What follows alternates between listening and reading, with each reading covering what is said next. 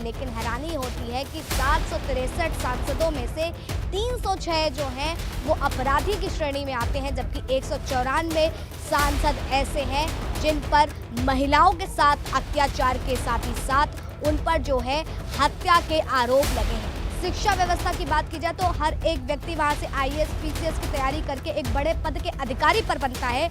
आपका ये जो डाटा है ये थोड़ा गलत है। वो 90% आज के समय में सत्ताधारी के जितने सांसद विधायक पार्षद हैं वो सब क्रिमिनल है। वह सत्ता तब तक नहीं होता है जब तक उस पे कोई दबंग आदमी का अधिकार ना होता है। लेकिन जो हाल हो गया है इस देश का वो बहुत गंभीर है। इस पर मोदी जी को बहुत बड़ा संज्ञान लेना चाहिए। बिहार के लिए क्या लगता है कि बिहार में 56 सांसद जो हैं राज्यसभा के मिलाकर के लोकसभा के, उसमें से 41 सांसदों पर जो है आपराधिक मामले दर्ज है। नमस्कार, आप देख रहे हैं न्यूज़ 1 इंडिया और मैं हूं आपके साथ आस्था तिवारी। हाल ही में अगर बात की जाए तो association for uh democratic reform यानी कि एडीआर की रिपोर्ट आई और उस रिपोर्ट ने जो है पूरी तरीके से खलबली मचा दी है। कहना गलत नहीं होगा। अब इसके पीछे की वजह क्या है वो हम आपको बताते हैं। दरअसल अगर बात की जाए तो सत्ता पर काबिज यानी कि जो सांसद हैं वो लगातार जो हैं आपराधिक श्रेणी में भी आ सकते हैं, वो अपराध के भीतर हो सकते हैं। जहां एक तरफ देश में अपराध मुक्त करने की बात करते हैं, गुंडा राज खत्म करने की बात करते हैं, लेकिन हैरानी होती है कि 763 सांसदों में से 306 जो हैं वो अपराधी की श्रेणी में आते हैं, जबकि 194 सांसद ऐसे हैं जिन पर महिलाओं के साथ अत्याचार के साथ ही साथ उन पर जो है हत्या के आरोप लगे हैं। अब ऐसे में सबसे बड़ा सवाल, क्या वाकई जो दिशा लेकर के आज के समय जो हर पार्टी ले आगे बढ़ रही है, अग्रसर रहती है हमेशा, क्या ऐसे परिवर्तन आएगा? क्या ऐसे देश का विकास होगा? और सबसे बड़ी बात अगर बात की जाए, यूपी और बिहार एक ऐसे राज्य हैं जहाँ पर सबसे बड़ा राज्य के बतौर उनको देखा जाता है, लेकिन हैरानी करने वाली बात है कि बिहार में जहाँ पर वेल एजुकेटेड लोग ज़्यादा रहते हैं, वहाँ पे शिक्षा व्यवस्था की बात की जाए तो हर एक व्यक्ति वहाँ से आईएएस पीसीएस की तैयारी करके एक बड़े पद के अधिकारी पर बनता है, लेकिन वहाँ पर 56 सांसदों में से 41 सांसद जो हैं अपराधी की श्रेणी में आते हैं। आज इसी पर चर्चा करने के लिए हमारे साथ संपादक संजय जो है हमारे साथ मौजूद हैं, संपादक सज्जन सिंह जी, उनसे हम चर्चा करेंगे। क्या लगता है सर, लगातार बिहार की स्थिति और सबसे पहले जो राजनीतिक दल आज के समय ये बात कहती है कि वो दिशा बदल करके काम करना चाहती है, परिवर्तन लाना चाहती है, लेकिन हैरानी होती है कि जब सांसद ही घर के भीतर ही जब चोर हो, अपराध हो, तो बाहर कैसे सफाई हो सकती है? देखिए, इस पे बहुत बड़ा चीज़ है ये, क्योंकि देश ठीक कैसे होगा जब देश का नेता ही चलाने वाले ठीक नहीं है, वही अपराधी है, तो आखिर देश में तो अपराधी फैलेगा ही। आपका ये जो डाटा है ये थोड़ा गलत है। वो 90% आज के समय में सत्ताधारी के जितने सांसद विधायक पार्षद हैं वो सब क्रिमिनल है। और समाज में इस तरह वो द्वेषता फैलाता है, छोटे गुंडे पालते हैं, जिससे समाज के लोग को रहना मुश्किल हो गया है। अब इस देश में एक मोदी जी तो नहीं सब जगह जाएंगे, वो करेंगे नहीं, तो वो बात है, लेकिन सत्ता के ही इर्द गिर्द सब कुछ घूमता है।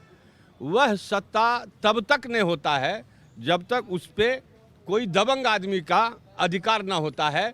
तो वही दबंगई चल रही है। भारत ऐसा देश है जो पूरे दुनिया को बैठ के खिला सकती है, और यहाँ देश में इतनी अराजकता ये नेताओं के द्वारा आज़ादी से पहले कुछ ठीक था, लेकिन ये लोग तो अंग्रेज़ों से भी बदतर हो गया है। जो हाल कर दिया है देश का, सत्ता पाने के लिए सब कर रहा है, चाहे वो भाजपा है कि चाहे वो जो पार्टी है। जितने सत्ताधारी दल है वह ख़त्म है। केवल सत्ता हथियाने के लिए, अपना गुल भजाने के लिए वह सत्ता में है, और जनता से कोई मतलब नहीं है। कोई मतलब किसी नेता को जनता से आजकल रह नहीं गया है। केवल वोट का अधिकार उसे पाने का है। जब वोट लेने का वक्त होता है तो वह जाता है, उसके यहाँ दरवाजे खटखटाते हैं और वोट मांगने का एक पोजीशन करता है। लेकिन जो हाल हो गया है इस देश का वो बहुत गंभीर है। इस पर मोदी जी को बहुत बड़ा संज्ञान लेना चाहिए। ऐसे सांसद और विधायक को साफ निकालना चाहिए जिसका ऊपर कितना क्रिमिनल का मामला है, कितना मर्डर केस चल रहा है, कितना महिला के वंचित का अधिकार चल रहा है, सारा चीज़ चल रहा है, फिर भी वही सत्ता में बैठा हुआ है। वो कहना जो है ना एक मुलाजिम होगी जो मतलब ये ठीक हो जाएगा, लेकिन बिल्कुल ठीक नहीं होगा। समाज को इसे धोना पड़ेगा, समाज को ही इसे ठीक करना पड़ेगा। कोई सत्ताधारी दल इसे ठीक नहीं कर सकता है और समाज के युवा अब इसको बहुत जल्दी ठीक करेगा। बिहार के लिए क्या लगता है कि बिहार में 56 सांसद जो हैं राज्यसभा के मिलाकर के लोकसभा के, उसमें से 41 सांसदों पर जो है आपराधिक मामले दर्ज हैं। क्या यही वजह है कि आज बिहार में जंगल राज संपूर्ण रूप से खत्म नहीं हो पा रहा, या जंगल राज पैदा होने की वजह भी यहीं से शुरू हुई? देखिए, बिहार में जंगल राज ये 32 सालों से है।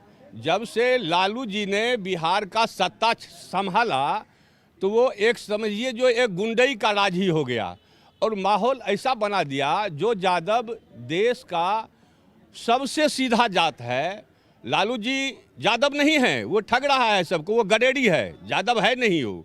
और यादव के बच्चे को इस तरह गुमराह किया जो आज बिहार में 90% जेल में यादव ही बंद है, जो बड़ा शोचनीय सवाल है। और बिहार के यादव युवा वर्गों को इस पर खुल के आगे आना चाहिए और इसका पूरा विरोध होना चाहिए। जो अब ये नहीं चलेगा, यदि ये चलेगा तो बिहार बर्बाद हो जाएगा और बर्बादी के कगार पर तो है ही। जो बिहार दशा और दिशा हमेशा देती थी, वहीं से राजनीति का एक सुगमा चलता था, वो बिहार खत्म हो चुका है। ये 32 साल में नीतीश और लालू के चपेट में साफ बिहार गिरते माहौल में आ गया है। उस स्थिति में युवा को संभलना होगा वहाँ, और ठीक तरह से ऐसी तरह से समाज में नेताओं को भगाना होगा इस सबको, जो फिर समाज ठीक सुधरे। नहीं तो समाज नहीं सुधर सकता है। समाज को समाज के ही युवा और लोग सुधार सकते हैं और सरकार को भी सुधार सकते हैं, दूसरा कोई नहीं सुधार सकता। ये सत्ताधारी दल क्या सुधारेगा समाज को, ये सुधार तो नहीं सकता। लेकिन क्या लगता है कि कहा जाता है कि अगर बाहर की बुराई खत्म करनी है तो शुरुआत अपने घर के भीतर से करनी चाहिए। अगर ऐसा कोई सरकार करती है, जो सत्ता पर काबिज सरकार हो या कोई भी करता है, तो क्या तभी परिवर्तन आ सकता है या परिवर्तन के कुछ नयाम बदलने होंगे? देखिए, ये कहावत चरितार्थ है जो अपने घर में झांक के देखना चाहिए सबको, लेकिन ऐसा करते आप देखते होंगे नहीं किसी राजनीतिक दल में। कोई किसी को कुछ कहता नहीं है, चाहे वो भाजपा हो कि चाहे वो कांग्रेस हो। सब का सब जनता को केवल ठगने का काम कर रही है। अंग्रेजों से भी बदतर हालत बना दिया है इन लोगों ने।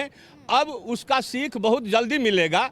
24 तक देखिए, 25 में तो ये निर्णय हो जाएगा जो आखिर सरकार किधर जा रही है, आखिर देश के युवा क्या करेगा। अब इस देश में सभी सरकार को तय करना पड़ेगा।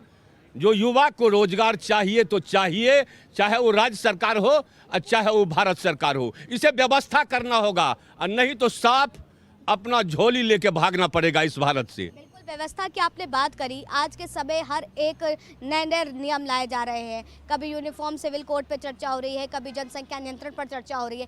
क्या नहीं लगता है कि ऐसा भी कानून आना चाहिए, जो व्यक्ति अपराधी की श्रेणी में देखा जाएगा वो राजनीतिक दल को नहीं ज्वाइन करेगा? ये जितना कानून ला रहा है ना सब, एक राजनीतिक ये षड्यंत्र है। जनता को गुमराह करने का एक बहुत बड़ा जो है ना षड्यंत्र है। इसके तहत जनता गुमराह होती है उस पर, और वो कानून से कुछ नहीं होता है। आजकल आप देखते हैं जो जज क्या कर रहे हैं, वो इजलियास में बैठे रहते हैं, जब तक कोई देने वाला नहीं आता तब तक जाता नहीं है वो। यही है जज का माहौल, यही है मीडिया का माहौल। सब दल्ले बैठे रहते हैं। इस देश का मीडिया, जिसे चौथा स्तंभ कहा गया, वह अपने आप में ख़त्म हो चुका है। आप देखेंगे तो सभी पार्टी के पास, सभी पार्टी के कार्यालय में मीडियाओं का इतना जमात लगा रहता है जो वह घिनौना सा लगता है। इसलिए चूँकि आप मीडिया हो भाई, आप समाज को देखो, ये सरकार को क्या करोगे देख के, उसके गुण दोष को देखो, उसके जो रास्ते पे ये किया है तो उसको निकालो। आपका काम नहीं है वहाँ बैठ के अपना दलाली करना, आपका काम है समाज को जगाना है। वो कोई नहीं कर रहा है। वो कोई संविधान की ताकत मीडिया जनता को नहीं बता रही है, केवल जनता को गुमराह करने के लिए नेताओं का परोसा बोल जो है ना, वह बांट रहा है। यही कर रहा है मीडिया, जिसके चलते आज तक देश गुमराह हो रहा है। तो आप आपके हिसाब से राजनीतिक दल में जो आपराधिक सांसद हैं उनको बढ़ावा मीडिया दे रही है? मीडिया तो दे ही रही है ना, मीडिया तो अपना उससे भी कर रही है ना हिसाब किताब। और उस दल के नेता तो पूर्ण रूप से दे रहा है।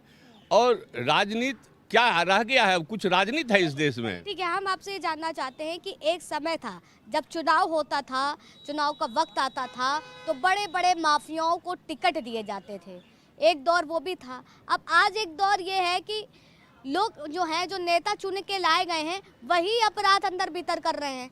तो बदलाव कहाँ हो रहा है?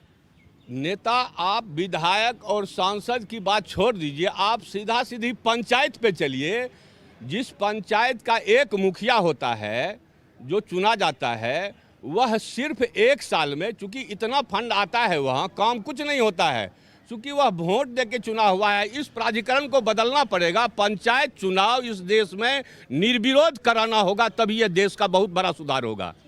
तो देखिए, हमारे साथ सज्जन जी मौजूद थे जिन्होंने बताया कि किस तरीके से बदलाव आ सकता है। जो अगर आंकड़ों की बात की जाए तो जो आंकड़े आए हैं, अगर आंकड़ों में कमी लानी है तो कुछ चीज़ें हैं जो परिवर्तन की राह पर चलना होगा, अन्यथा आने वाला समय जो है संपूर्ण रूप से अपराध की ओर चलता चला जाएगा और कोई भी उसको रोक नहीं पाएगा, तोड़ नहीं पाएगा। फिलहाल तब तक के लिए आप बने रहे न्यूज़ 1 इंडिया पर। कैमरा पर्सन राज के साथ आस्था तिवारी।